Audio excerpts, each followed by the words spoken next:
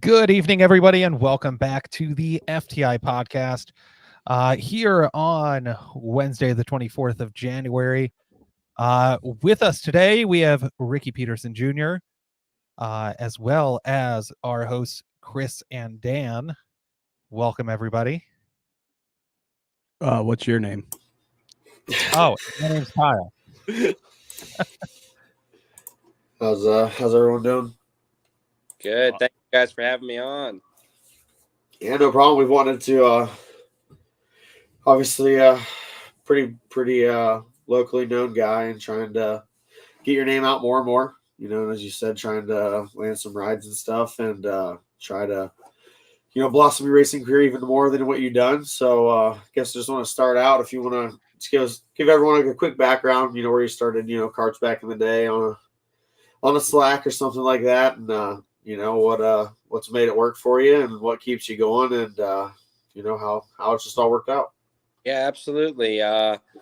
Started racing go-karts when I was 4 or 5 years old, and just ran Sultas here locally for the first year or so, and then kind of moved to like Cridersville and raced around Ohio a little bit, and raced go-karts until I was 14, and then my mom and dad got me a 305 sprint car when I was 15, and we kind of built our family-owned team up and was able to kind of keep going and get a couple good people behind us and friends and family, and lucky enough to get a 410 and then just continue to build, and that's where we're at today, just still trying to build our 410 program and just keep going. Yeah, and it's we see obviously everyone sees the social media and stuff. We've got some pretty good sponsors and stuff behind it that help you along and seem pretty dedicated to you. So that's always cool to see for some local guys. Yeah, absolutely. I mean, that's what keeps us going, is the fans and then, the hard work of family and friends and then your sponsors and your partners. We're lucky to have some good people on board that have been with us for a little while, and then, lucky to bring some new people on board for this year as well. So just looking forward to getting going and looking forward to getting racing.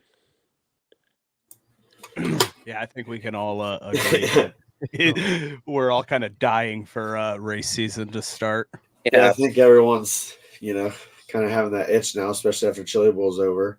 Absolutely. But so obviously last year it was second in the Fast Series, right? Yep. You led it for a while there at the beginning. Yeah. Had a rough patch there like everyone else has, whatever, it's racing. But kind of explain that. That was probably one of your, first best years, I guess I'd say. You had more wins maybe a year or two ago, but kind of explain that and let us know how that was. Yeah, I mean, we started off the year, we weren't great. We were just consistent and we were, kind of clicking off top fives and the fast year, I should say, we were clicking off top fives and running well, and just being consistent at the fast races and got out to an early points lead, and Brandon Spithaler was really good, come middle part of the year, and we just hit a rough patch and we're struggling.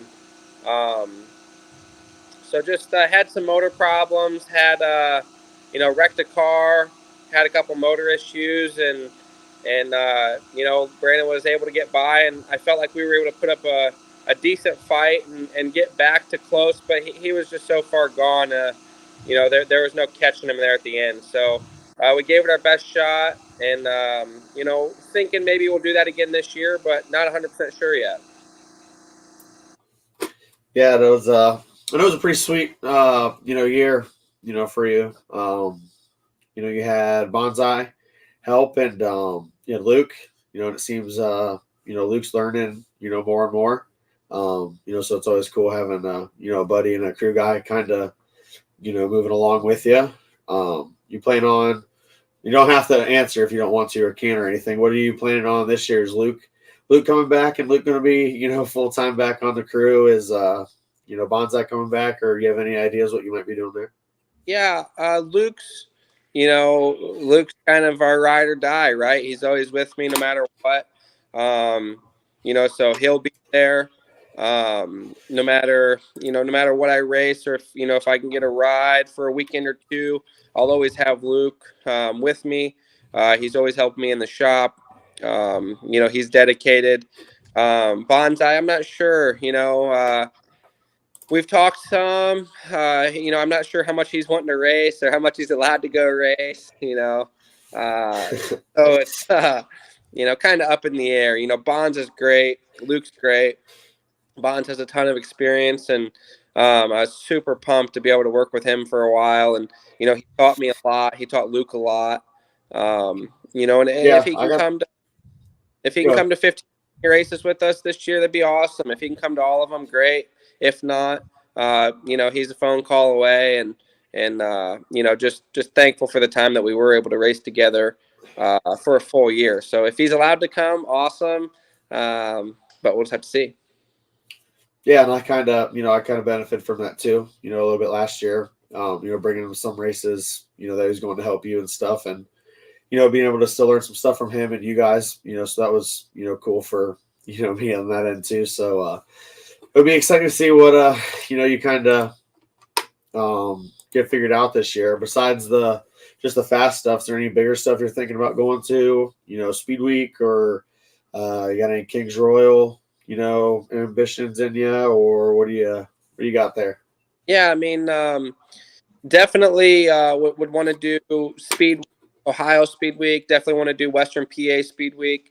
Eldora, obviously, I think everybody wants to race Eldora. I don't know if we'll be prepared engine wise, equipment wise. Equipment wise, I think would be okay.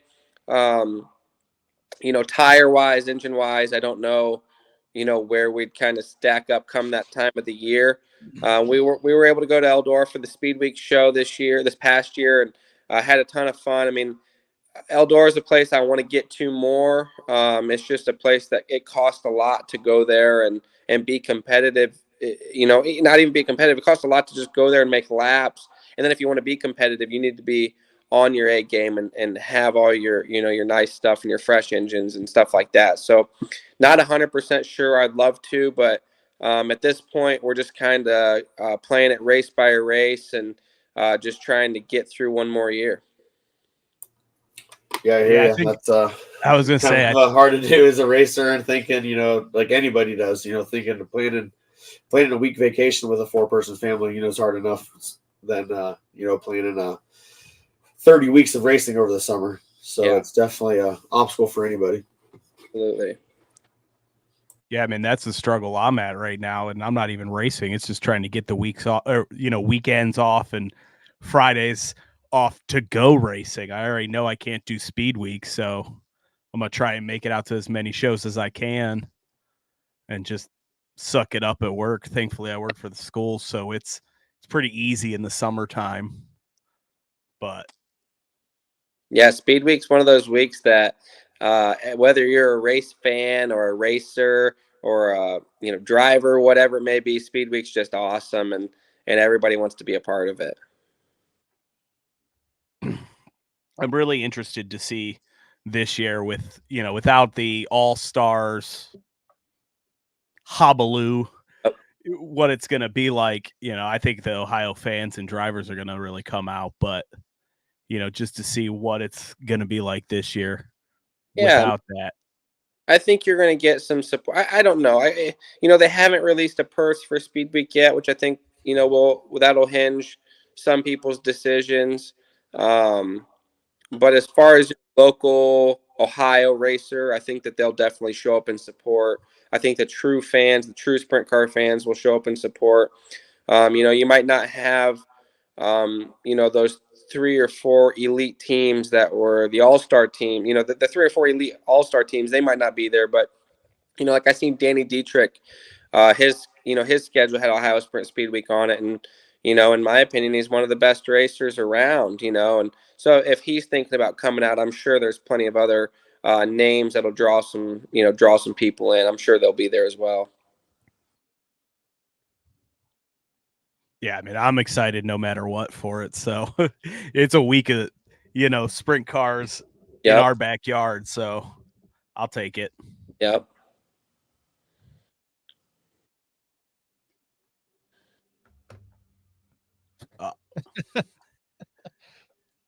You're up, Kyle. Oh God. I don't know. I'm horrible at interviews. So What, you had mentioned Eldora. What would you say your favorite track is? Oh man. I don't know. I really, there's certain things I like about a lot of racetracks. I think, honestly, Wayne County is one of my favorite I need racetracks. to play it too. Wayne, awesome. It's intense. You have to be right up on the fence most of the time. Atomic is, kind of the same way. I love racing Atomic. And then Waynesfield, that's been one of my favorite tracks since I started racing.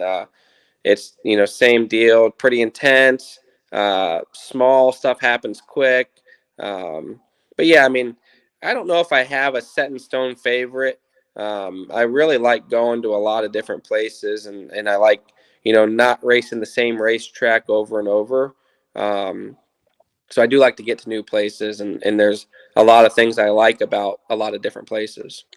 Speaking of Wayne and the fence, I think just about every picture I got of you this year is just up on the fence at Wayne County. So I mean, I think everybody can remember at least a handful of races where something happened early in the racing. He was in the back or started in the back and had some pretty wild drives up to the front, some stuff, and then third All Stars or Highland. What was that? All Stars. That was actually the Speed Week show, the Ohio Speed Week show. Started 14th and was able to run on the podium. So that was that's badass. Yeah, like, how many guys get to, get 11 cars or whatever just from anywhere, any skill level, so it's pretty cool. And then obviously you're kind of do or die on the top, letting putting the ladder at risk the whole time. So, you're able to drive it up. Like I said, there's a couple times that we were all able to do that. So it was pretty cool to watch. We were able to have a good run during the Pete Jacobs Memorial. There was a ton of cars there that night too, and ran into an incident in the heat race and had to run the B, and started 21st, maybe 20th, 21st, and was able to run 5th. So that was another good night there at Wayne County, passing a ton of cars and ended up towards the front. Yeah, and that's would you say one of those were probably the best, or the most memorable, or biggest highlight of the race? If you had to pick a race to put on your name for 2023, what do you? Yeah, I mean, on it? Probably the podium with the All Stars, just because the track was pretty unique, and it was hard to navigate. Just rolling around, let alone trying to go for it and trying to make something happen. And that was a cool race, regardless of kind of what people think. Some people left because the track was unsafe, or they thought it was too rough or whatever. But I was there to race, and I wanted to win no matter who was there. So I felt like that night running third, I felt like that was kind of not even just for me, but just kind of representing all the local guys there at Wayne County, and at least just showing people that if you're there to race and everything goes right, you can end up at the front too. That was such there were some cool pictures that night too. Yeah, that was when there was all the gnarly pictures. I was gonna say, Dan, I think that was the night that this all started. Was you? Oh yeah, when those was breaking. Yeah, pictures of you with your front wheels off the ground, and was that this weekend? What? Yeah, you were. Y'all don't think you were there? Weekend. I don't know. I don't remember. That was the one the rutted up track. Oh, okay. Yeah, it was like a Monday night, right? Yeah. Oh, okay. All Star. Yeah. Speed Week All Stars. Then I got another question, Ricky, and this isn't me being a dickhead like normal, but so obviously I started racing. I started racing 4 years ago, and I did the OVSCA stuff with you, and I had to go to races all the time and every weekend, and Ricky Peterson wins. Ricky Peterson's fast, and you've progressed up and obviously started racing higher and higher competition, and like I said, probably last year was probably your most consistent and best running year. But how does it feel and I don't have any room to talk. I've never won a race, but how's it feel to, know you've won a bunch of races, but, you didn't win as much races last year, but you're more consistent and, overall probably felt like, and, think you had a better year, if maybe your best year. Yeah, absolutely. It's such a love-hate deal or a bittersweet deal,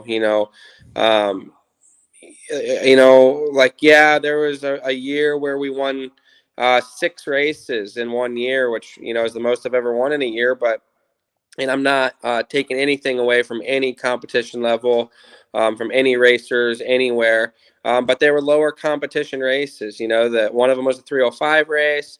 I think 4 of them were OVSCA races, and then a non-wing race. Which the non-wing race was just a crazy deal to begin with. But yeah, I mean, it is frustrating. We won.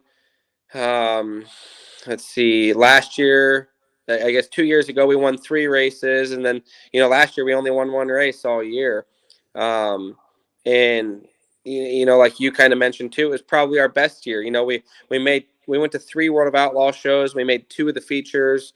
We made a lot of the Ohio Sprint Speed Week features, and, ran well at Fremont, Wayne County, and Atomic during Speed Week. And I felt like we were in contention a lot of nights to run up front. And we did have a lot of podium runs and top 5 runs, just wasn't able to get a lot of wins. And, I don't know. A lot of it, I feel like, stems from our qualifying efforts being, so poor and having to start back quite a bit farther.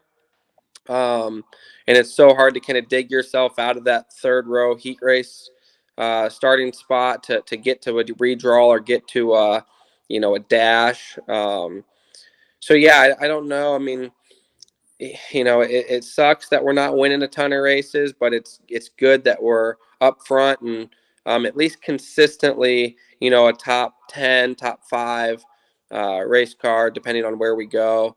So yeah, I mean, that's kind of what you're going for too. You're kind of, wanting to get a ride and trying to get some more serious and more, bigger stuff, and that's kind of, the name of the game. Absolutely. We learned that back in go-karts, points racing is different than just racing. Yeah. And so you kind of gotta, you're playing that whole year. Yeah. And, I used to tear a lot of stuff up, and I used to wreck a lot and stuff. And I feel like I've gotten away from wrecking so much. I'm good for 1 or 2 good wrecks a year, where, I used to be, wrecking all the time. And, so I feel like I've gotten better on that aspect, and I've gotten better at being more consistent come the end of the night and finishing races and putting full races together. I just need that extra little zip or that extra little push to put a full night together consistently and turn some of those, podiums into wins and those top 5s into podiums. And just looking for that extra little push, and definitely putting the work in to try to find it. Yeah, and it's obviously, everybody sees it and stuff with how the preparation and on social media and how the results go. I think it was my mom that commented on it. She wanted to know who your favorite driver, favorite sprint car driver when he was younger, which for most of us, when it's your favorite driver when he's younger, is still your favorite driver. So if it changed for you, let us know who the 2 different are, but who's your favorite, and who are you watching on all the old Dirt Vision rewinds? Yeah. In Steve Kinzer, Jack Hodenshield, Greg Wilson, Joey Saldana. Man, there's a lot of them that I remember watching, before my time, maybe like Jack Hewitt was always, I remember reading his book when I was in, 6th or 7th grade and just thinking how cool he was. And, Jack Hodenshield, obviously wild child. Everybody likes watching him, and, but yeah, I mean, just, there's a lot of people that I look up to and respect, and, the guys that have done it a long time and have those, World of Outlaw wins and those all-star wins and stuff like that. I just have a ton of respect for those guys, and hopefully maybe one day I can, get one of those wins to have my name on the same list as some of those guys. I like Jared's comment in there. Ricky had the best merch this year, in my opinion, bought a bunch of it.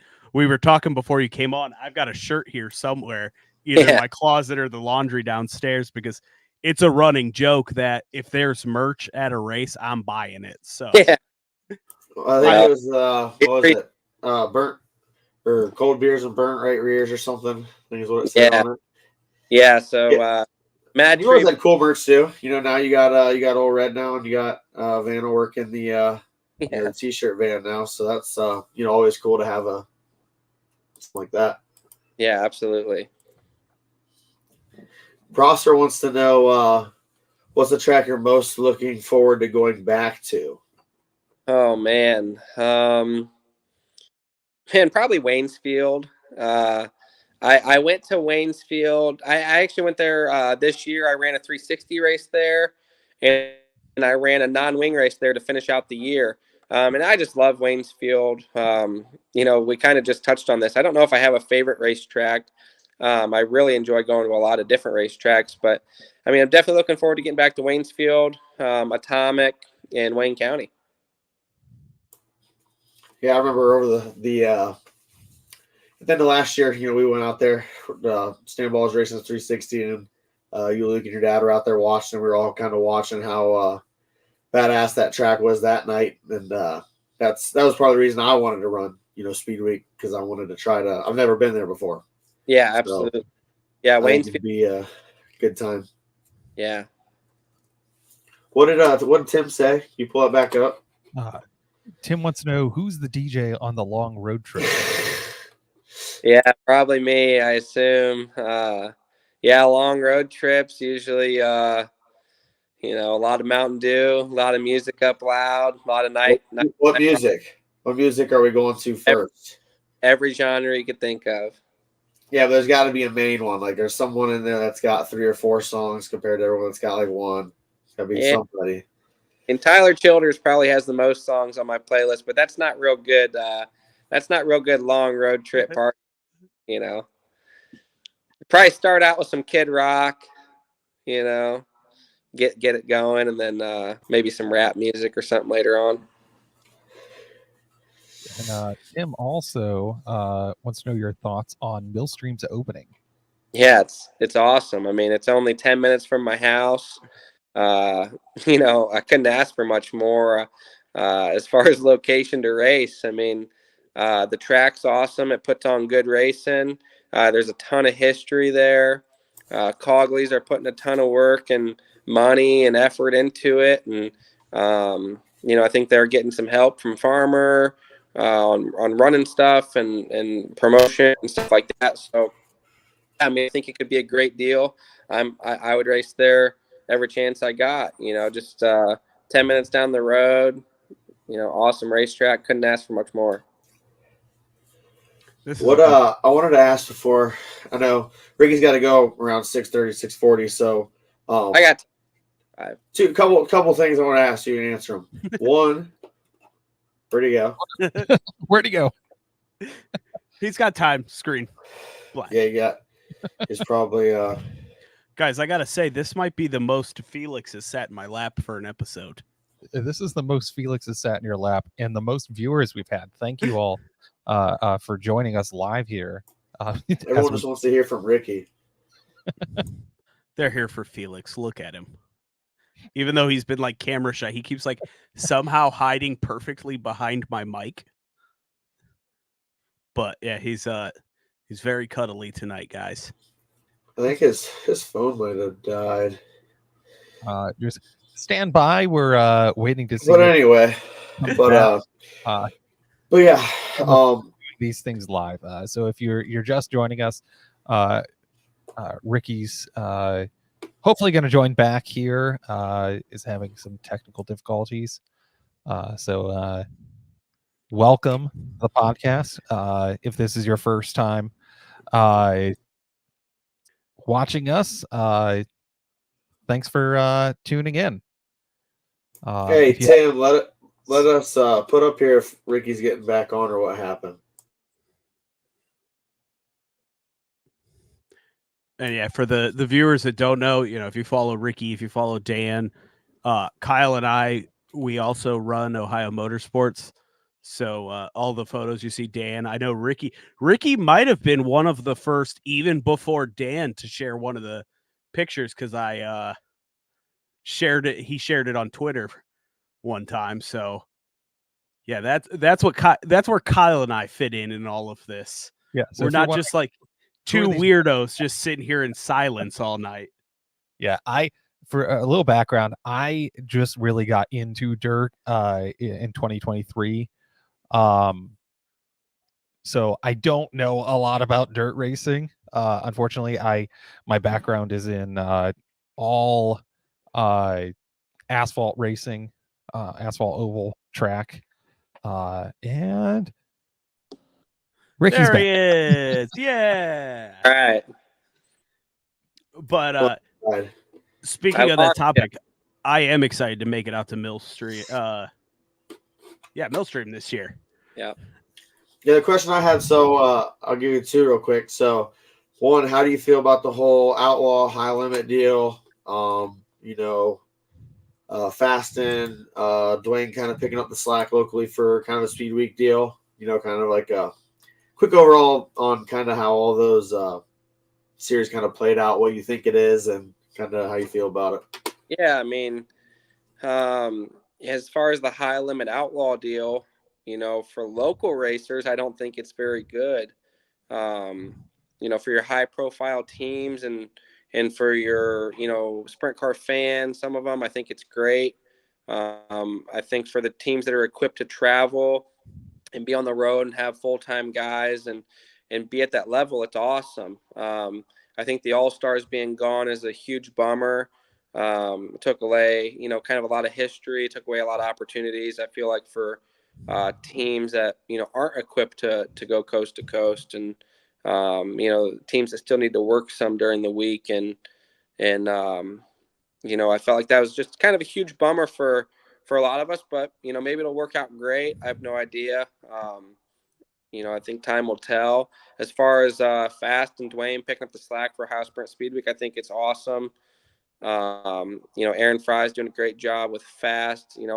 I hope he continues to build it some, and I keep pressuring him to try to build it and make it a little bit better than what it is for, some of these guys to commit and come do it. If he could get 8 to 10 full-time, good guys to come do it, it'd be good for him. He just needs to step up a little bit and kind of make it happen. But yeah, I mean, I think overall, there's going to be plenty of races to choose from. I think there should be plenty of racing around for everybody. Yeah, and he's Aaron's always been not for being able to run the series full time like I've tried to before, but he's always taking care of me too. Guys that he knows are trying to come out, and he still appreciates everyone coming out and wants to help you. And he's done everything from giving transponders to chargers to hard luck awards when there wasn't one. Yeah. So I think he's been doing pretty good. Yeah. What do you think about that Wicker deal down in Volusia this week? Yeah. What do you feel about Wickers in general? Yeah, I mean, I assume just take them off. One less thing to tear up when we wreck, right? Dan, I'm pretty sure you said almost the same thing last week. Yeah. Yeah, I said to get rid of them. I said most of the time I got to run the 2-inch anyway. So it's like you said, they kind of. I don't know the whole deal on how it worked back in the day, but I thought it was something to do with the dished wings and then going to a flat top and then having different size Wickers. Then it's maxed out at 2 now, and some guys run 2 and 1. Some guys run like some jagged stuff. So I know it's a whole different deal for some people. I mean, I think if it's just a 1-inch, if you just have the option of just running a 1-inch Wicker bill, I think it just takes one less factor out of it. And I don't know what it's really going to hurt. All your, I guess, kind of gaining with the 2 inches, some more drag to get, more drive when it's slick, and you need horsepower to pull through that 2-inch Wicker bill, and I don't know. I don't think it's a make or break type of deal, but if they're going to do anything, I just say just get rid of them. I mean, I don't know what it would do for the racing. I think it unhooked the cars a little bit and make it a little bit more about driver throttle control and stuff like that and getting your car operating good. But I don't know. I'm no crew chief either. Come on, you guys are racers. You know everything. Yeah. Yeah, is there? Yeah, yeah. I think. Listen, I think last week I said to just get rid of them. In general to get. But either way, get rid of them. Spec thing. You know what? All the same deal at the end of the day. But one other thing I just wanted to ask, I just thought of what about your sprint car wheeling and dealing for parts and stuff like that? Obviously, most of racers know, and you kind of flip some stuff, and you probably sell to a lot of the racers. How does that kind of play into everything, and obviously staying in the sprint car world in the day, and is that your full-time job? Do you like doing it? How's all that for you? Yeah, I mean, it's good.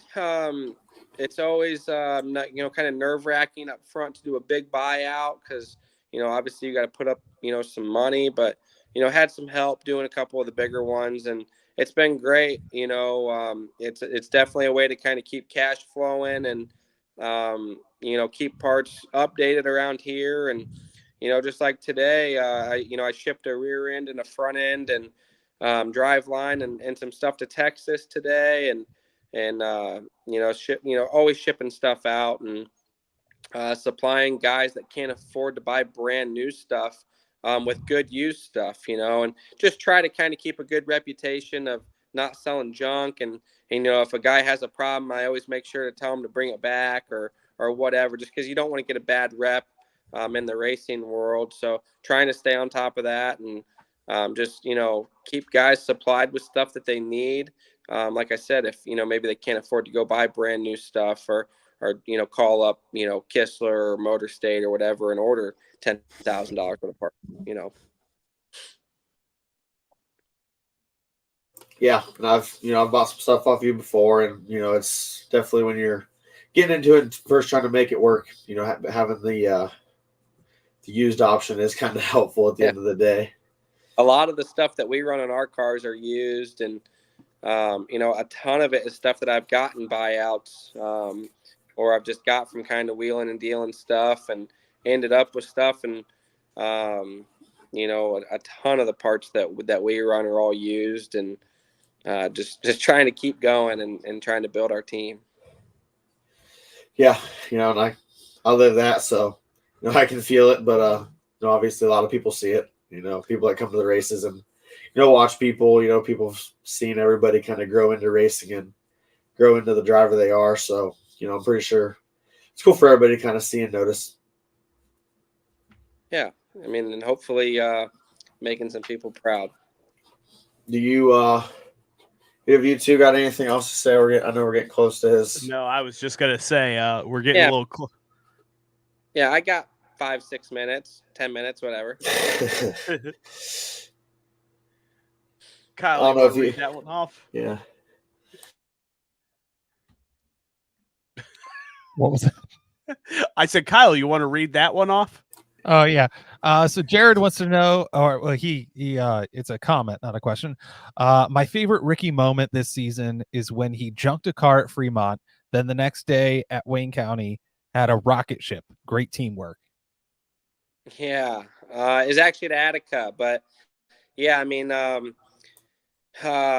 just we had a start of a heat race, had a really good first start. Something else happened, had to double back up, and on the second start, just kind of misjudged it and ended up turning over on the front stretch and junked a car. And then unfortunately, the motor, the way that we kind of flipped, the throttle got hung wide open. It junked the motor too. So luckily we had another car at the shop. Wasn't 100% done, but it's pretty close. And had one more motor and put it in our spare car for the next day at Wayne County and ended up running pretty good. So that was a super late night, early morning. A lot of thanks to Luke and my dad and myself and everybody that made it happen. Just unfortunate, but like I've said 100 times, just trying to keep going and trying to build our team and be more prepared for situations like that the next time. Yeah. So we're getting close. So just so we get this in, you got sponsors you want to shout out, people you want to thank. Who makes this possible for you? Yeah, I mean, we can start out with King Cold Quality Food and Meats. They've been with me a while. Super great. Built a great relationship with Justin down there. We got Benjamin Steele back on board from last year. Bluffton Diesel Service, they've been with me from the beginning. They're awesome. Never hesitate to answer my phone call about anything with the truck. I always keep my truck tuned up, always keep oil changed and all that stuff. Make sure we get to the track safe and everything's running good on the truck side of things. Callie's Performance, they've been a great addition to our team with crankshafts and rods in our engines. Gressman Power Sports does our engines, and we got RPM cars, and Russ has been great, and he took care of me. We went out to his place for a day and spent a day there getting our car from this year kind of tuned up, and was lucky enough to get a new car from him, and just had to make a few changes on that. And we have Midwest Metrology, Mad Tree Brewing. I'm sure I'm going to forget some, but I mean, we're bringing on Jade Shank. He's got Jade Shank Concrete, Trucking, Recycling, and CNC Fabrication. So he's got a bunch of stuff going on, and we're going to do some stuff with him for this year. And still just trying to kind of build our team and add a few new partners to that, and just keep building and keep going. Yeah. So if anyone's looking to sponsor a car, there's two drivers here below me that would probably gladly have a conversation with you about that. Yeah, absolutely. A lot of stuff goes into that, kind of behind the scenes to do it right and make sure that it's a good partnership on both sides, and make sure that they can get a little bit of, return on their investment. I mean, getting into sprint car racing, I don't know if it's the best thing, for businesses, but we sure do appreciate it. And we really try hard to get them some return on their investment. All right. We got one more question for you from Jared. Yeah. Oh boy. How are you going to top last year's merch this year? I don't know. I still have some from this year to get rid of before I think about next year's yet. I don't know. I don't know. It's kind of tough because, all that's kind of based on what the car looks like and who's all on board. And I really don't even have all that stuff ironed out yet. So I don't know. Haven't got that far, but I'm sure maybe in the next few weeks or next month that stuff will start to get worked on. Good. Kyle had posted in the comments earlier. We over here in this podcast, we really like merch. At least I do. I'm all about it. I make jokes that my wardrobe is like a 5-year-old's. Every shirt has a race car on it. Yep. Every hat is a race car. So yeah, we like the merch here. So Jared, I'll see you at Ricky's merch table this year. Yeah. But anything else before we let you go? No, I just appreciate being on here, and thanks for talking. I just got a text from Doug Berryman, so I don't know if I missed shouting him out or what, but I don't know if he's watching or not. I have no idea, but I guess shout out to Berryman Racing Shocks. He keeps us tuned up with all of our Factory King shocks, and been great to work with and been a good friend for a long time. So, thankful for that. There's probably a ton of people I missed. I don't know. We'll have you back on, and then you can get all the ones you missed and forget the ones you had today. So maybe next time I'll maybe make some notes before and be a little more prepared for answers to questions. But I wasn't very prepared today. Just kind of going. We kind of like the all natural thing because, like Kyle said, he's just getting in. Last year he just got into dirt racing. I've only been into it a few years. I'm a NASCAR guy. So we're all learning as we go. Before we started, you and I were talking about the podcast. We've been doing this for a year, and the difference the show's been in a year, bringing Dan on and everything else. So yeah, we really appreciate you coming on. Absolutely. I think, like I said at one point, you were one of the first ones to share one of our pictures along with Dan. So we appreciate it. We like the exposure. We love getting you guys good pictures out there. So yeah, we appreciate you coming on. You're welcome on anytime. Maybe we'll get you on like midway through the season to get a season update on you. Absolutely. Yeah, that'd be cool. Well, thanks, Ricky. We appreciate it, man. Yeah, Hey, thank you. Yeah, thanks. You had I know Chris has a lot of fancy stuff in his background, but I like the background of yours. yeah, got our car ready to Yeah, go. let's see the car. So yeah, I just been working a ton at the shop trying to get everything ready to go, and our primary cars ready, spare cars ready, and just ready to get going. We're just counting down the days, guys. Just counting down the days. Can't wait. All right. Well, thanks for coming on, man. Thank you. It was awesome. Thanks, Ricky. See you, Rick. Thanks, man. Later. But All right, yeah, guys, don't go anywhere. We're still on. We're still live. we got a little bit more motorsports news and things to talk about. I think I set the boys an essay worth of notes. Yes, we got your I don't know I had how you type this in here. What'd you say? I don't know how you type this all in here. This I was watching Rolex qualifying on Saturday or Sunday during that, and then I had a dentist appointment this morning / afternoon, so I got off work at like noon today.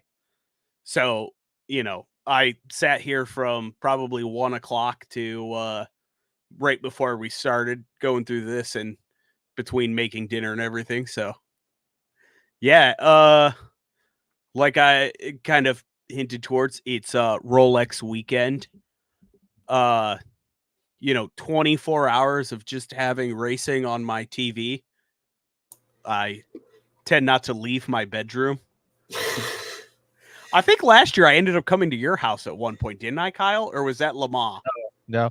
I was at a gymnastics meet watching it on my phone. Okay. I should have been watching my daughter I actually was- doing gymnastics. But I was like, the race is on. So yeah, qualifying. I watched both VP challenge races and qualifying. Not super exciting, they just 20 minutes a piece on track, and you kind of get a feel for the cars. But Cadillac coming out big, sweeping the front row, breaking track records. well, Cadillac is the only one that stayed the same. Yeah. That didn't have any what is it called, BPO? Yeah. Yeah. Or BOP. BOP, sorry. yeah. Balance They of have power, no BOP adjustments this year. yeah. So because Acura, even though what is it? Meyershank isn't even in there anymore. They still got, I think, like a 20-pound yeah.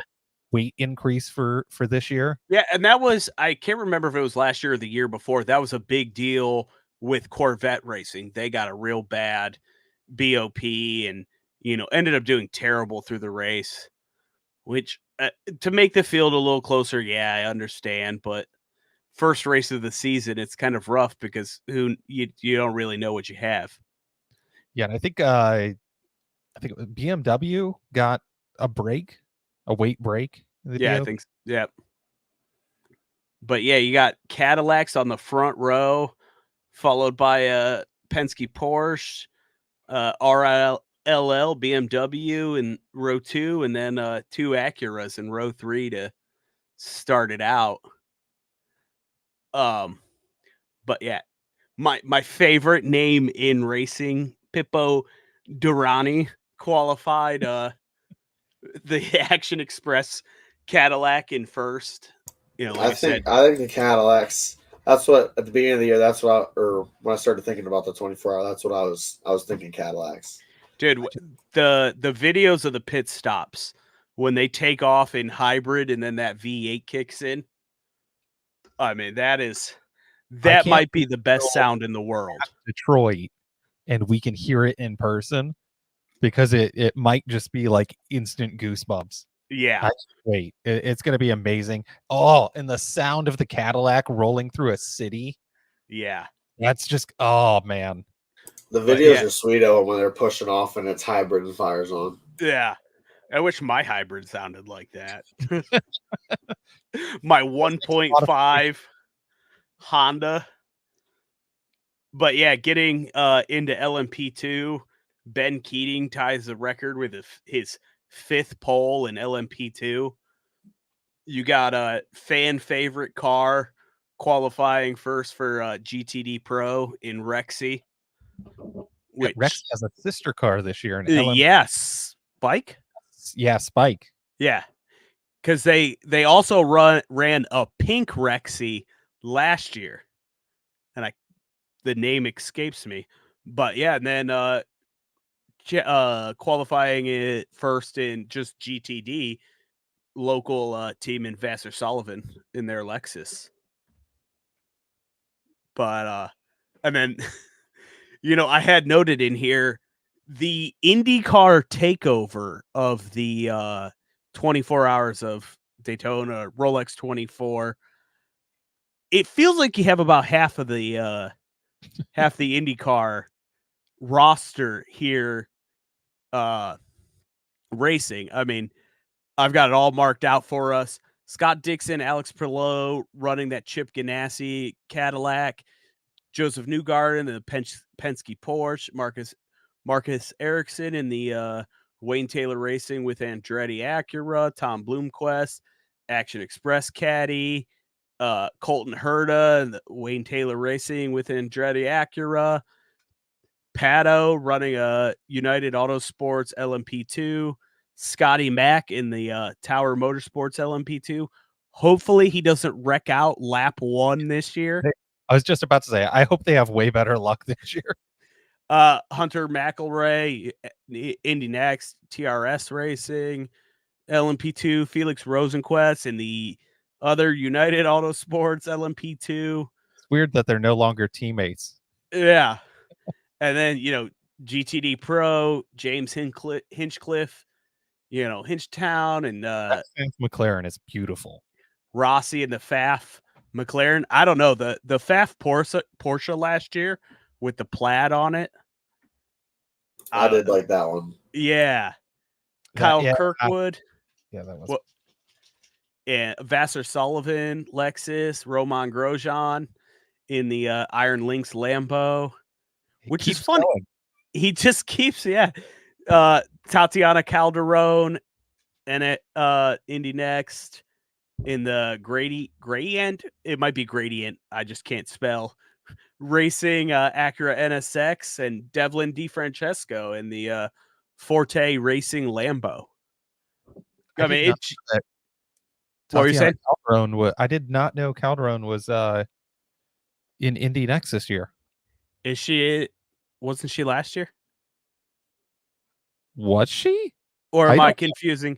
Who was in the Amy Chadwick was in. Oh, I might have confused those two. Tatiana raced in 2022 in she drove one of the rocket cars. Oh, okay. Maybe Indy Next veteran. Yeah. IndyCar veteran. She raced IndyCar. But yeah, I mean, I was just as I was watching the qualifying on Sunday, and they'd go through it. And it's like, oh wait, that's an IndyCar driver. That's an IndyCar driver. That's an IndyCar driver. Well, so I decided to. Well, and then in the pilot challenge, we have 2 NASCAR drivers. Well, you got 3. You got Bubba, John Hunter, and I can't remember the third. That's I what's that? Doing the Supra. But yeah, I'm really excited for the 24. I think it's like that, and the Chili Bowl really gets the gears going. The 24, 2 weeks from now is the Clash, and then we're right into Daytona.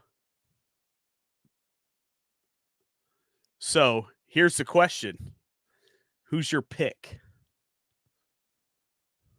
Overall, Just overall, yeah. Just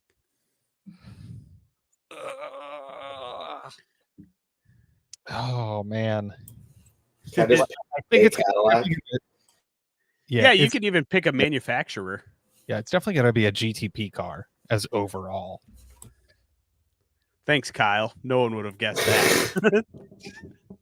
Thanks, Captain Obvious. Hey, they could all wreck out. True. I mean, They could well, all you know, have battery issues. Or get DQ'd. yeah, you know, that was a question last year with the 24 with introducing the new car was would they all make it to the end of 24 hours? And the BMWs didn't look like they were going to come anywhere close because Yeah. they spent a good portion of the race in the garage, having some kind of power issue, which is still the strangest thing with these hybrid electrics that they gotta. It's just it's so weird, like the safety concerns that come along with these cars. Every shop I've worked in, besides this one I do now, had a fiberglass shepherd's hook on the wall in case someone came in contact with the orange wire. Wow. And it was basically to pull your corpse off of the Pull your melting body off the batteries. yeah, pull it off so your family can have a proper burial. Yeah, just think about Formula E. Like, Yeah. what a dangerous sport for everyone but the driver. The driver's, grounded in their seat, and then every safety worker has to. Yeah, it's an electrician. It's not something to mess with. You know, I had a coworker who was really afraid of just your 12-volt battery in the cars or whatever, and we used to mess with him and we'd lick our fingers and put them on there. And you know, it gives you a little pinch, but he was petrified. You know, he'd put mechanics gloves on and he wouldn't touch batteries. He'd wrap it if he was like changing a battery, he'd wrap the negative cable so it couldn't come in contact. Oh yeah, he was petrified of it. And we used to mess with him all the time and just do weird things with it. It gets really boring in the shop sometimes. It definitely sounds like it. But yeah, I really think the Chip Ganassi, I really like the Chip Ganassi Cadillac with Scott and Alex in it. Yeah, I'm sure we know which one's your daughter's favorite. Yeah, I'm gonna go with that Chip Ganassi with because I also provided you guys with a full entry list that I went through. So yeah, the 01 Cadillac. Yeah, so who's in Which one? I gotta Porsche pull up Penske? that list. there's no oh gosh, there's nobody that I know in any of the BMWs.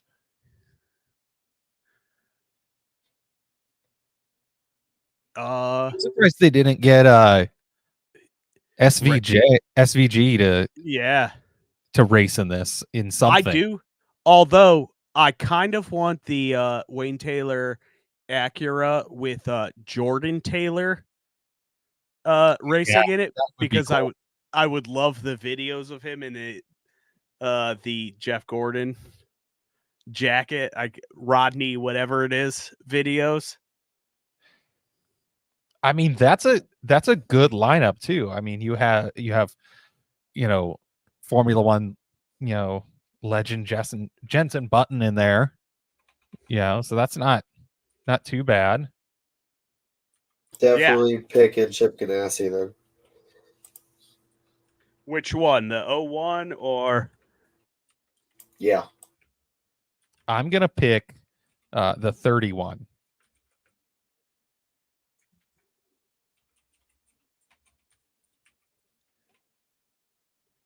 All righty.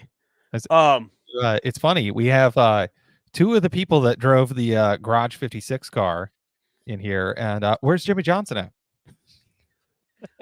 He's done it in the past, and he didn't do too terrible because Ally sponsored one of the old Cadillacs. Yeah, you couldn't think that Carvana would have wanted to. Well, they're Toyota now. They're Toyota. The Toyota GTPs don't race in the United States. Oh yeah, neither do Yeah. the Peugeots. Like, Yeah, Legacy switched over to Toyota, so and doesn't Ferrari have a Lamborghini. LMP8 car? Yeah, I think Ferrari does too. I know Lamborghini does. Yeah, They neither- tested in Daytona in December, but they're not racing the 24. Yeah, but I think they'll be at Sebring. Yeah, I if think so. if I'm not mistaken. So that's But yeah, I mean, one of the fun racing weekends of the year because it's just 24 hours of it. You know, it starts tomorrow with Mazda Cup races on. First one starts at like 4:10 tomorrow. So hopefully I'm not napping so I can watch the Mazda Cup race. If you've never watched MX5 Cup, Mazda MX5 Cup, it is some of the best, closest racing you'll ever see. Not being biased because I own a Miata, but you know, fun of iRacing. yeah, it is okay. Do you know what Miata stands for, Dan? Miata is always the answer, and that spells Miata. But yeah, you know, enough with the 24. We've got a lot of news that has come out in the last, couple days. I didn't even go back to like last Wednesday when we did the last pod for this. So starting with NASCAR, Cody Ware, and this will, nice transition here. Cody Ware makes his racing return this weekend after alleged domestic violence arrest. Rex lap 1 overshoots turn 1. I don't know how many of you guys like pay attention to NASCAR, but it is that's a Cody Ware move. But announced he'll make 10 Cup Series starts for his dad's team. On that same note, he's also, I found out today, he's going to do both MX5 Cup races for his dad's team. I think, Kyle, we had covered this when it happened, but yeah, charges were dropped on both sides, so he's making his racing return, and Twitter wasn't too happy about it this weekend when I was the racing scrolling. glove doesn't fit, you must acquit. Yeah. But I'm gonna get canceled. OJ's guilty about domestic violence. I saw a TikTok today about Rick Ware racing and his kind of genius in racing, that he doesn't focus on NASCAR. You know, he has his NASCAR team, he's got those charters, he could build that team up. But what he has done, he's spread himself through branding or, partnerships, using his sponsors for other things. He's been in Supercross. He's been in NHRA Top Fuel, Mazda Cup now, at least in 2022. When I went to IMSA, they were running an IMSA car. Sato in 22 ran the Nurtec sponsorship with Rick Ware Racing that season. So he's spread himself thin and kind of made his name in just, hey, I own race teams. And I don't know. I think he kind of should have just pushed his son off to just kind of like, hey, you go do back office things and we'll just keep focusing on this. Because the internet tends not to forget sometimes.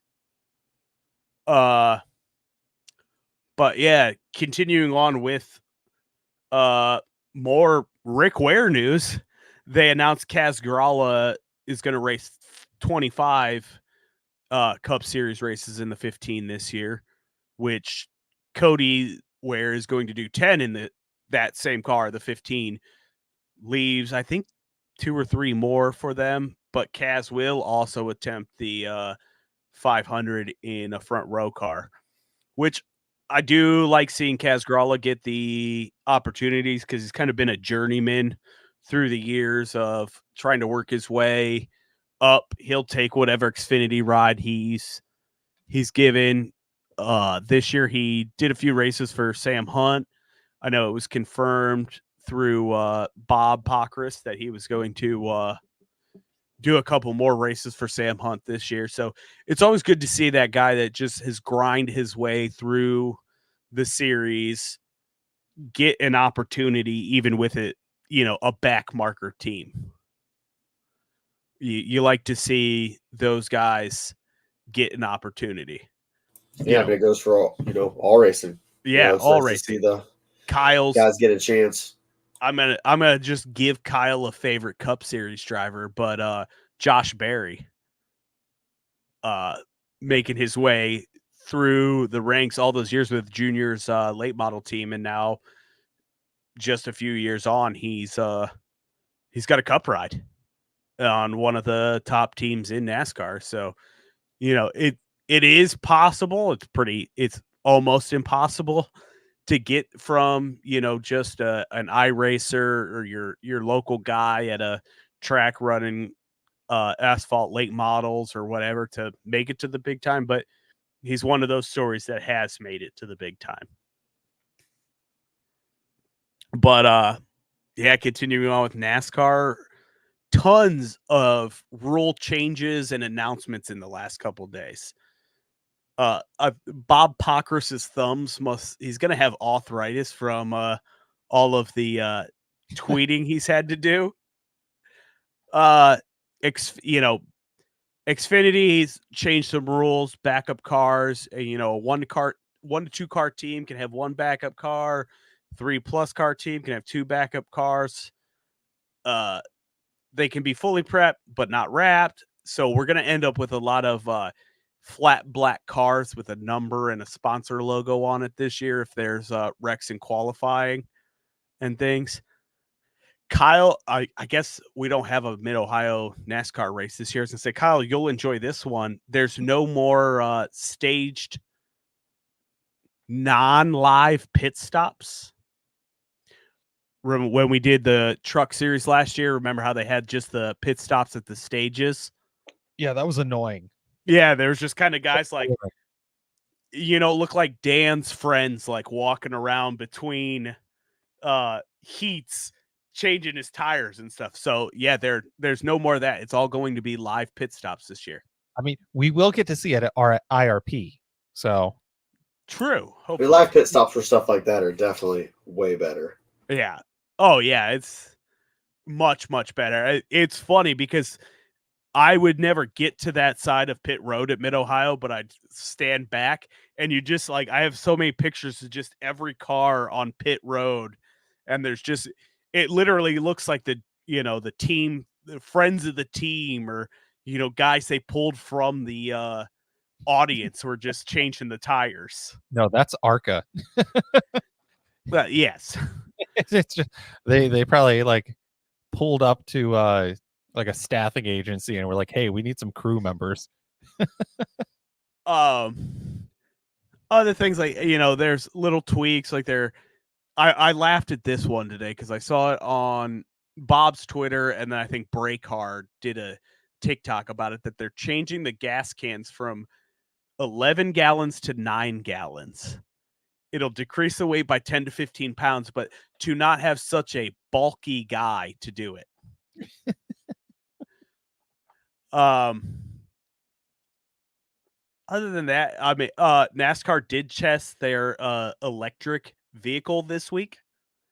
It did 340 laps in 3 days around Martinsville, which is a half-mile track. So it did, 170 miles around the track in 3 days. But it was only a few tenths of a second off of the Cup cars. I don't think it should replace, the Cup Series Xfinities or trucks. I'm sure all of the diehards were just They were ecstatic It'll about probably that. just be an extra series, just like all the Yeah. other ones have an extra one. But cool. I If mean, we had eventually they would. I mean, that car just went there and they had that much time. Imagine if they had a year or two with that car. I mean, eventually it would be faster. And they would just slow it down though. So Yeah. I mean, I think it's a natural progression. I mean, with all of these car manufacturers these days going to electrics or hybrid electrics, it makes sense for them to want to be able to market their electric cars in a way without slapping it all over And combustion engine vehicle, because that doesn't. I know this is a very unpopular opinion on Twitter, but the body they were using was like a compact utility vehicle, so all these crossovers and everything you see, I don't know. I think it looked kind of cool. The SUV with the big wing on it, and The Mustang. yeah, Mach-E. Yeah, Yeah, I don't know. I think it I looked think kind of that's just a cool. lot around lately. And for if you used it as something like an exhibition race before the race Sunday while people are filing in because you got to get to the race 6 hours early. And I think it's a great idea. Broadcast it live on NASCAR's YouTube. Yeah. That'd be cool. Give something free for. I mean, yeah, NASCAR. But last Something thing I a lot had in NASCAR, and I don't know, I think this is kind of a cool idea. I'm excited to see it in real life or on TV, but they're allowing the Cup teams to use LED pit box boards instead of regular sponsor signage. So instead of just like, your Busch Light banner across your pit stop, it'll be like an LED screen. So I'm assuming it's like the like what you see at like an NBA game. Yeah. Or how Yeah, they have like you. the scoring table. They have like Mhm. changing things on their sponsors. Yeah, I mean, NASCAR and racing in general is about sponsorship. So why not give these teams another reason to get sponsors, another incentives for a sponsor to say, "Oh, I'm going to throw this money at you guys for this advertising." It will look really great when Fox goes to commercial when they're doing pit stops. Hey, when are we ever going to see it on TV? They always just go to. You'll see it when they're trying to beat the damage out of a car in pit road when they're jumping on it and beating it with a hammer and all of that. Hopefully they're very ironic, and whoever in the PR team has access to do it. Yeah, so like they're beating stuff out. It's for their tool sponsor. Yeah, it would be a great way to get them tool sponsors in there. You throw that Craftsman ad up while you see some big hulking guy swinging that sledgehammer, that DeWalt ad as he's, saws on through that front bumper. Go Joe Gibbs with that DeWalt sponsorship on the 20 car. But yeah, transitioning with like IndyCar news and still NASCAR-ish. It was announced via Twitter right before we went on today. Marco Andretti's going to attempt the 500 this year. Is that really news? Because I mean, he does it. He races one race a year.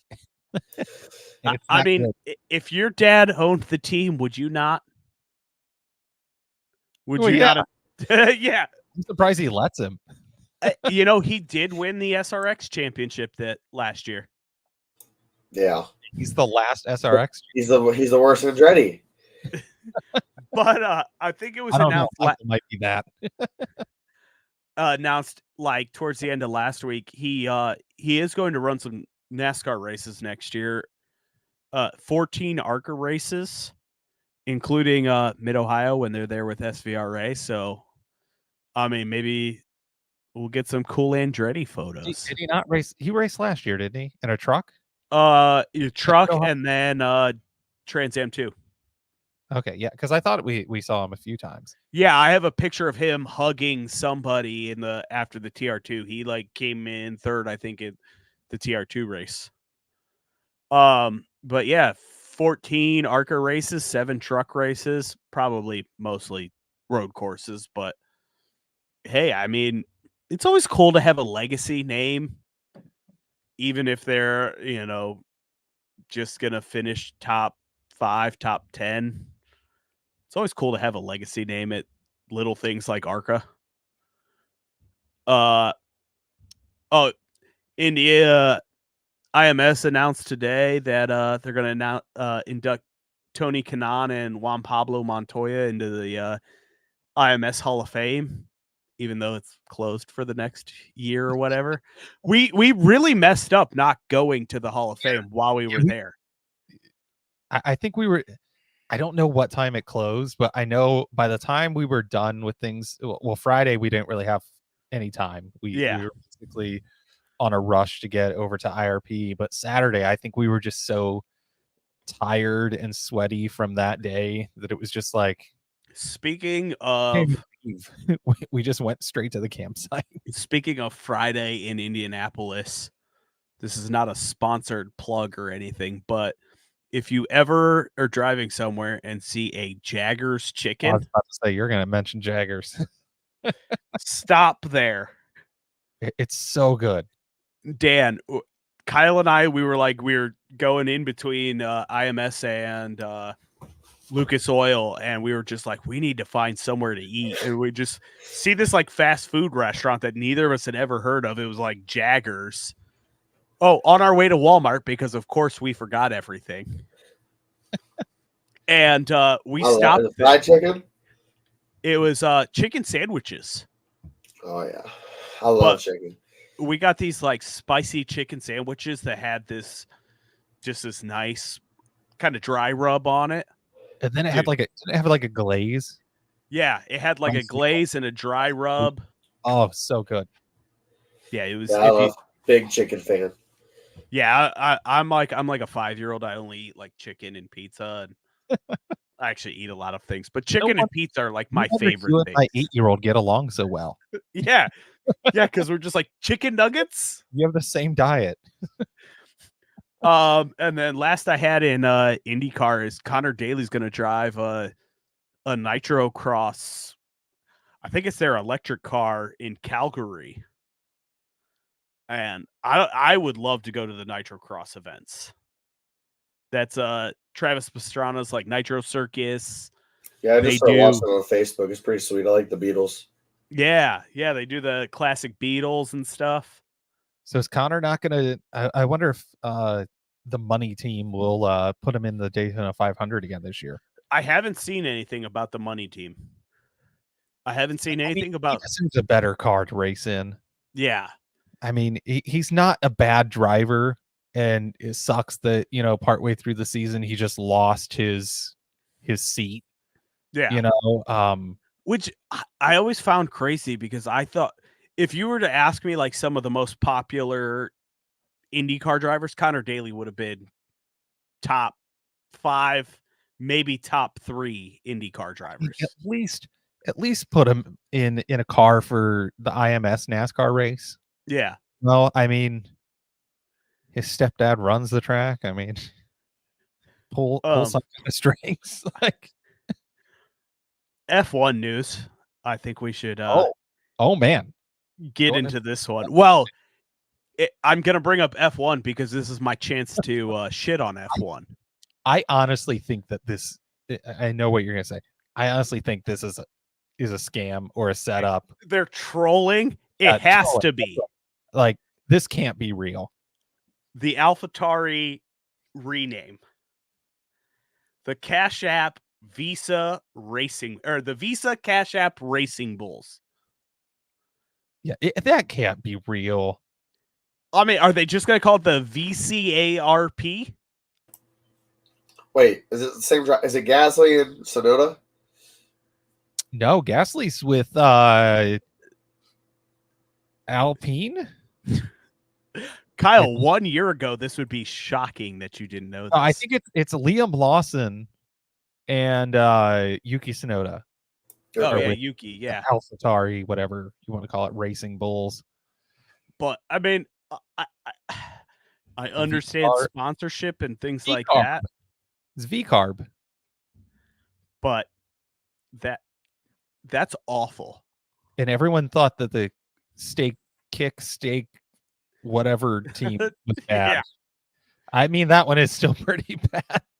But I mean, you have the Aston Martin Cognizant F1 team, and you have all these stupid names.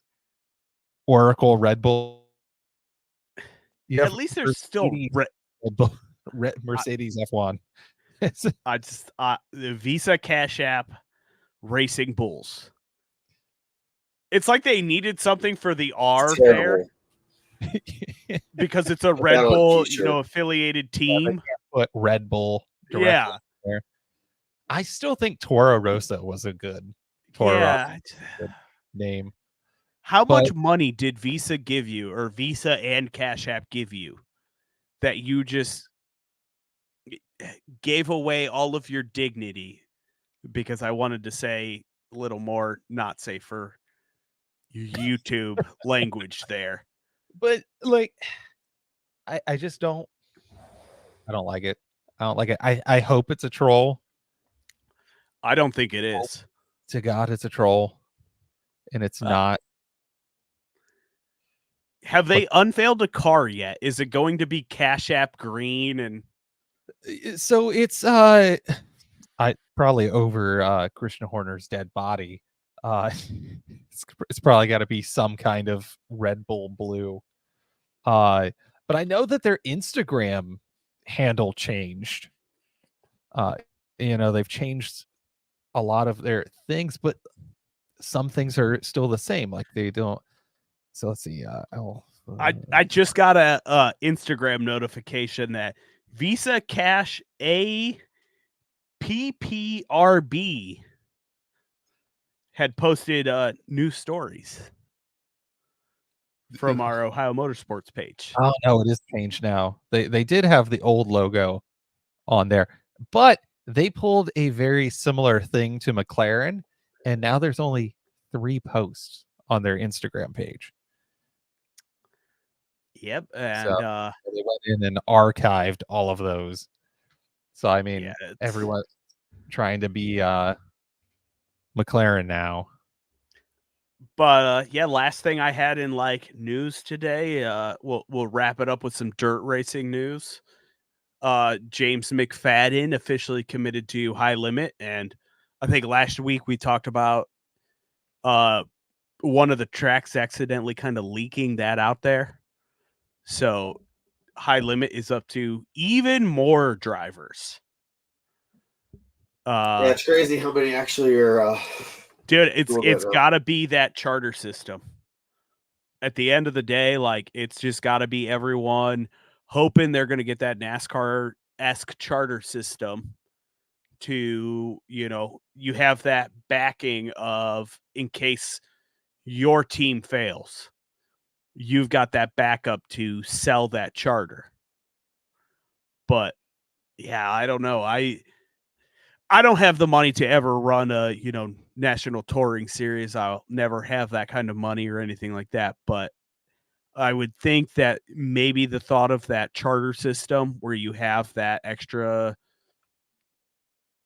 cushion there, that safety blanket, it would really help.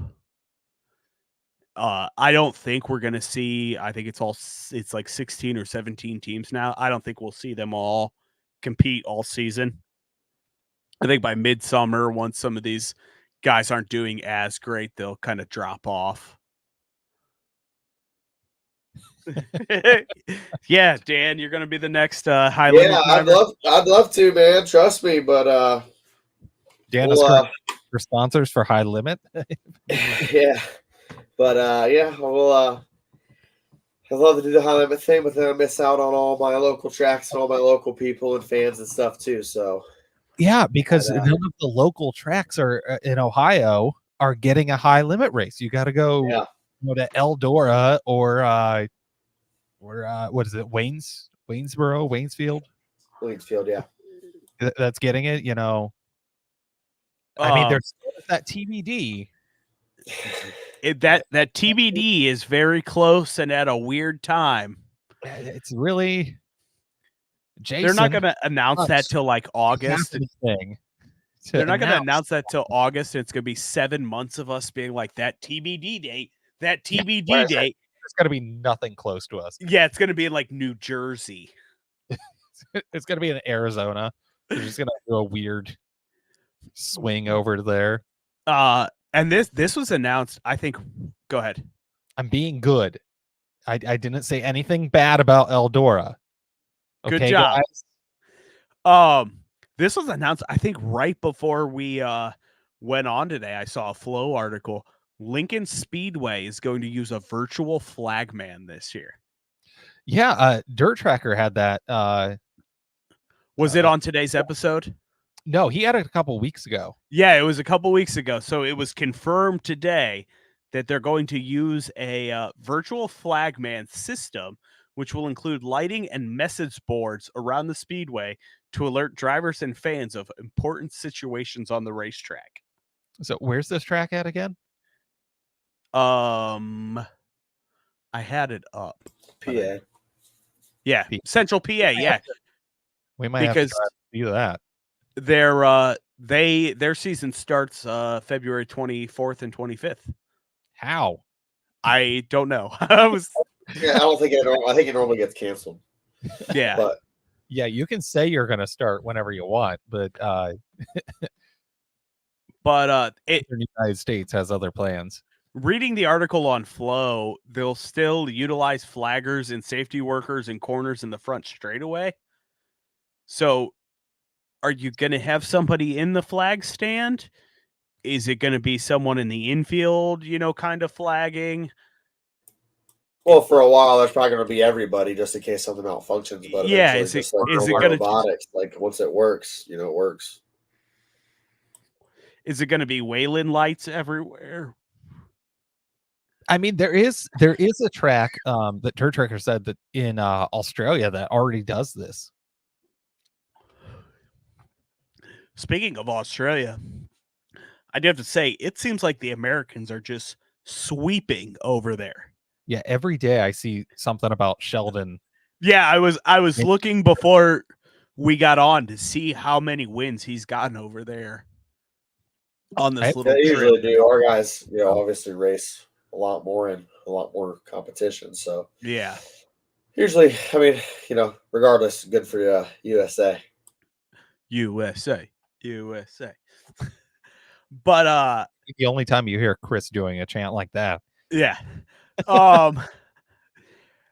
Technically, the dirt season continued this last weekend, even though Dan, you don't have dirt vision, do you? I got it all. Oh, you have dirt vision. Yeah. So yeah, you got to see Hudson O'Neal win the Sunshine Nationals feature. I didn't watch it. I watched the highlights of it later, but I didn't actually watch the whole race. Yeah, you had a local guy from Dresden, Devin Moran, win the thing outright.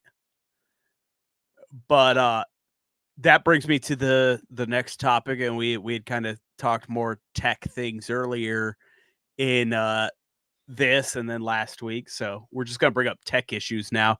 But the twisted sister of Devin Moran's body on his dirt late model, and there being a controversy of there he is. He's back. Wait, what are you talking about, Dan or Chris? Do you see? You need to get into the. Did you not see last week? I put you links. He's not talking about his sister. Yeah, he's talking about the twisted sister body. If you look at the link, if you just click the links, he has his twisted sister on his car. If you click the links, the bodies are like they're twisted and set up weird for aerodynamics, and that started a whole big controversy this weekend over these dirt late models relying too much on aero and not things like driver skill. in the early 2000s, NASCAR had an issue with, the car's not even straight. It looks like it was, wrapped around a telephone pole, basically. Are you seeing the pictures? No, Are did you? you Yes, I saw it before. They're in our notes. Are you Oh. feeling it now, Mr. Krabs? But yeah, that started a whole thing, a whole Twitter controversy this weekend over, our aerodynamics gone too far now. Ooh, okay. Yeah, do you see them? It looks like it was Like wrapped around a telephone pole. Yeah, exactly that. And they did that in the early 2000s, mid 2000s with the NASCAR Cup cars too. That, you have all that side force on one side and yada, yada, yada, things that are above my pay grade, that someone way smarter figured out that it would push the forces to turn left. But yeah, that became a whole thing of outlawing that, this, that, or the other, just straight bodies. But and then before we went on today, there's even more with Dirt Tracker reporting about shocks being an issue on social media now. That in typical racing fashion, teams are kind of skirting the rule book, floating in them gray areas with different shock setups and different ways the shocks are. I didn't get to watch it, but That was for late models? Yeah, late models. Yeah, it's entirely over-engineered regardless. Yes. So if someone's cheating, then he's got too much money. Exactly Shock that. package for a late model costs more than my whole car. Yeah, so just more of, if you ain't cheating, you ain't racing. Old Junior Johnson saying, But yeah, I think last thing I have on there is a little bit of local news. Attica released their schedule today. Nice. So, anyone can go check that out on Attica Racewaypark.com. They've got an article. It's the first thing on their page. And then, you click on the schedule, you get the full 2024 schedule up there. Yeah, I see you had on here something about Pennsboro. Oh, yeah. And then Pennsboro, which was did either of you ever watch Dale Jr.'s Lost Speedways show? I think I watched a few episodes. This was season 2, but it's a dirt track in West Virginia that they were running a quarter mile on the inside of the track, trying to open the half mile, and they're now, it was announced this week that they're going to do the original half mile track. And it's kind of cool because there's a creek that runs through the middle of the track. So there's like little bridges on the track. Oh, that's interesting. And it's like in between like two hillsides in the middle of West Virginia. And, there's fans that'll sit up on the hillside. It's on Peacock. It's a pretty interesting, it's like season 2, episode 2 of, it's a pretty interesting episode of a little dirt track in middle of nowhere, West Virginia. Now, the one track, there's another track in West Virginia that I drove past tons of times, and it reopened a few years ago, but apparently it's for sale again. West Virginia Motor Speedway. I think that's on 77 driving down, maybe. And yeah, I always, it's such a cool track because you drive past, you see this giant hill with bleachers carved into the hillside, and apparently it's for sale. So if you're looking to buy a racetrack in West Virginia, yeah, I think that's all I got on my list today. we went long today, an hour and a half. This will be up there with one of our longer episodes. Yeah, look at that. Most viewers, longer episode. It's a record, guys. Yeah, But, I'm ready to let the dog out and use the bathroom. Mine are like nipping at my feet right now, so I'm ready to go eat dinner that I was cooking before the show. I made chicken and dumplings for dinner at 3:00 this afternoon, and it was great. But yeah, that's all I got today. All right, everyone. We will see you next Wednesday on the FTI podcast. Thanks everyone for joining us today. If you want to follow us on other social medias, you can find us at Ohio Motorsports and at From the Infield on most social platforms. But thanks again for joining us. Chris and Dan definitely pulled the weight of the show today. But hopefully we'll have. I was telling Ricky before we started today, I said it's just been a working progress, and it's come a long way since a year ago. So we're getting there, guys. Yeah. Thanks for sticking with us. Yeah, we haven't even made it to 1 year yet. But I know we started the first couple episodes. It started with 0 viewers, and it's nice to see, even towards the end of the year, last year's season, to have 6 people watching or 2 people watching. So today it was pretty amazing. I think at one point we were up to like 26 live viewers, which is pretty amazing. I guess it shows that you guys really just want to have us do interviews. So. Yeah, the interviews are nice. Hopefully, we'll line some up for next week, and we'll announce it. Keep an eye on the socials for upcoming guests.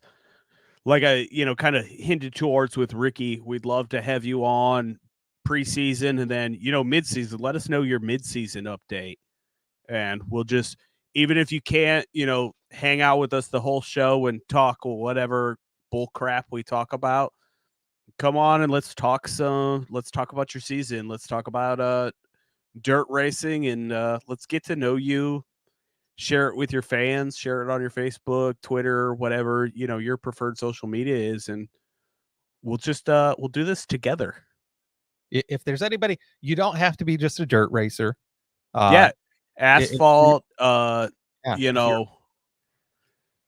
if you're working in the tower, you're working in the ticket booth, just you're slinging them beers, let us know. And you're a track promoter and you want to, or series promoter, and you want to come on and talk about your series, we're more than happy to have you on here. I might be able to. I'm working out with hopefully trying to talk with the Maverick series. Yeah, so hit one of us up, or just the From the Infield Facebook page, and we'll figure something out. We're pretty easygoing guys. So yeah, that's all we got, because we'll just keep going if you let us. All right, see ya. See you next week. See you next week.